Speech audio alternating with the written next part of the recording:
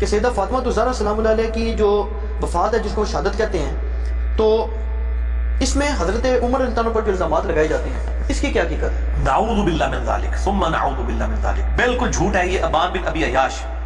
کہنے کا تو تابعی ہے لیکن یہ کذاب راوی ہے۔ اس کو امام مسلم نے صحیح مسلم کے مقدمے میں کذاب لکھا ہے،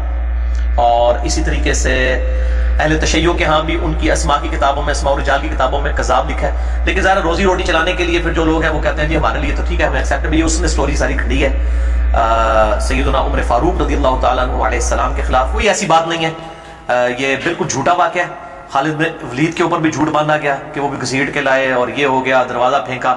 البتہ ایک روایت ہے جو اہل سنت کے گلے میں پھنسی ہوئی ہے، میں تو اس روایت کو صحیح نہیں سمجھتا۔ مصنف ابن ابی شیبہ سے میں نے مسئلہ نمبر 66A کے اندر بھی اس کو بیان کیا ہے کہ سیدنا عمر نے دھمکی دی تھی فاطمہ کو جب ان کے گھر میں میٹنگ ہو رہی تھی خلافت کے والے سے کہ میں تیرے گھر کو آگ لگا دوں گا، اور وہ کہتے ہیں جی سنی کتابوں میں آگ لگانے کا ذکر ہے، پھر لا بھی دیتی بارش۔ تو یہ روایت بھی جو ہے نا جی، یہ جو راوی بیان کر رہے ہیں نا زید بن اسلم، جو حضرت عمر کا غلام ہے اسلم، اس کا بیٹا جو ہے زید بن اسلم ان سے بیان کر رہا ہے، وہ اس وقت تک سیدنا عمر کی غلامی میں نہیں آیا تھا جب یہ واقعات ہوئے ہیں، لہٰذا یہ اس نے اسی وقت کہیں سے سنا ہوگا، اس وقت بھی تو اس طرح کے لوگ موجود تھے۔ میرے نزدیک تو یہ روایتیں جو ہیں وہ صحیح نہیں ہیں، اور اگر یہ معاملات ہیں تو سیدنا علی کبھی بھی ساتھ نہ دیتے سیدنا ابو بکر عمر عثمان کا، جس کی یعنی سیدہ فاطمہ جو جنتی عورتوں کی سردار ہے، بخاری مسلم میں حدیث ہے، اور سیدنا علی کی محبوب ترین بیوی، وہ کیسے پھر ان کا ساتھ دے سکتے تھے؟ بالکل جعلی اور جھوٹا واقعہ ہے۔